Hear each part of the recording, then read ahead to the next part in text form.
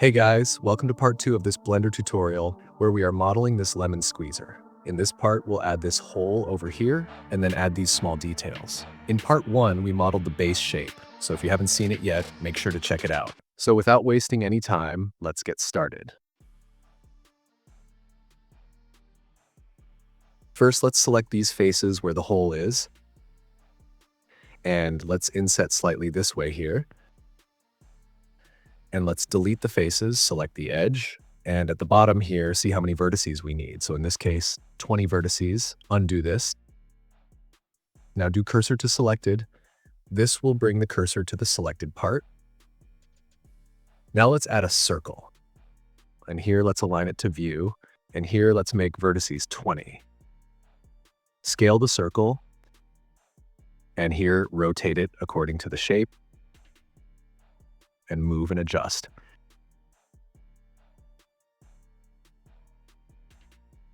Here, bring this circle slightly down where the hole is. Now here, scale it in the y-axis this way to make it the oval shape.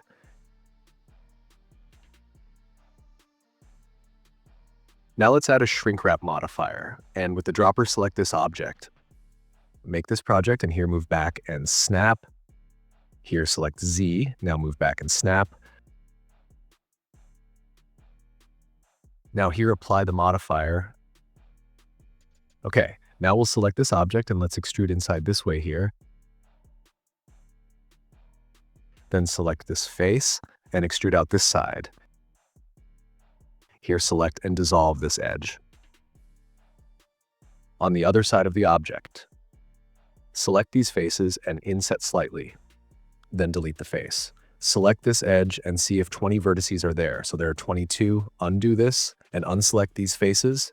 And now inset and delete faces and select this edge. And now there are 20 vertices.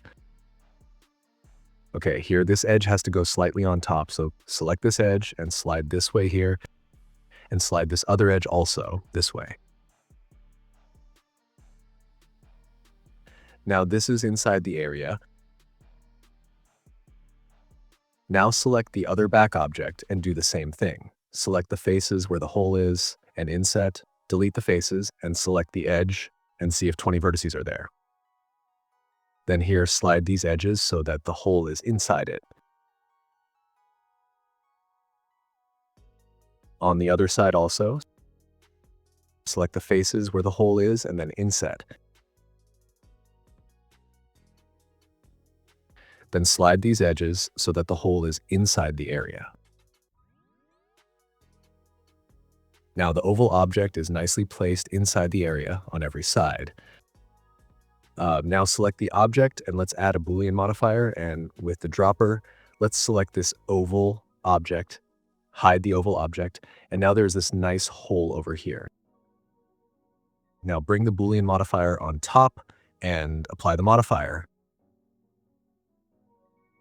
Now here, select these faces over here and delete them. Now over here, there are these unnecessary floating vertices. To remove them, select this edge and press X and limited dissolve. This will remove all the unnecessary floating vertices. Now select this edge and go over here and bridge edge loops. Here select this edge and dissolve it. On the other side also, do the same thing. Select faces, delete them, remove unnecessary vertices. Here turn on auto merge and then slide vertices and remove manually the vertices which are not dissolved. And then bridge edge loops and dissolve this edge here. Now select the other object and let's add a Boolean modifier, and with the dropper, select the oval object and apply the modifier. Hide these things and let's go here, and now let's do the same thing. Select and delete these faces. Then here, remove unnecessary vertices and then bridge edge loops and dissolve this edge. On the other side also, select faces and delete, then select the edge and limited dissolve, and then bridge edge loops.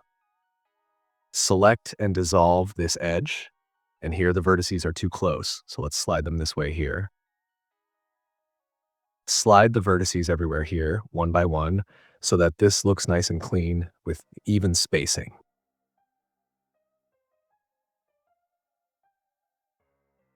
Okay, so now this looks good. Okay, on the other side also, let's slide vertices and make this look good.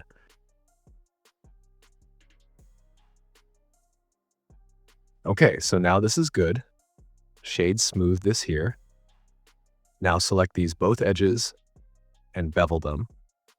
Then add loop cuts here. And here activate the subdiv modifier. And now this is good. Now select the other object and let's go into it. Shade smooth this. Now here let's select this edge and bevel it. Then also on the other side select the edge and bevel it.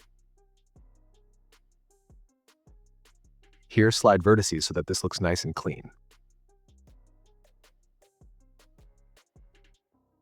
Okay, now this is good. Activate the subdiv modifier, and now this hole is done. Okay, now we'll do this rounded shape part on this. So over here, let's select the faces where this part is and inset in. Do cursor to selected. And now let's add a circle. Undo this and go in edit mode and delete these faces. And then select this edge and see how many vertices are there. So there are 24. Undo this. And now let's add a circle. Make it 24 vertices and here align it to view. Here, scale this circle, and from the side, rotate it slightly, move and adjust, and align it correctly. Now here, scale in the y-axis and try to get the oval-like shape as seen in the image.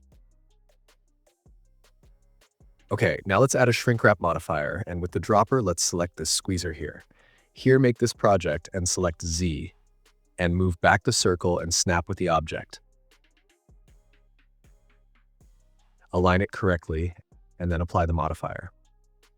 Now here, select the squeezer object and delete these faces here. Then here, select both objects and press Ctrl J to join them. Then here, select both edges and bridge edge loops. Here, dissolve this edge. Now here, slide these vertices one by one, this way here.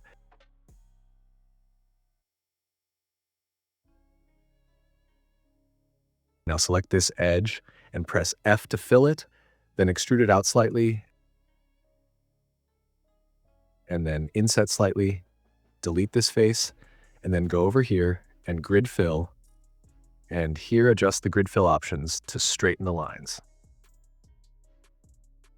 Now select this edge and then bevel it. Here, remove loop slide, and in the options, make the shape complete one. Add a loop cut here. And here, slide this slightly, activate the subdiv modifier, and now this is done. Okay, so we are done with this part where we added this hole, and then we added this detail. So like, share, subscribe, and don't forget to comment and give your feedback. Thanks for watching, and I will meet you in the next part.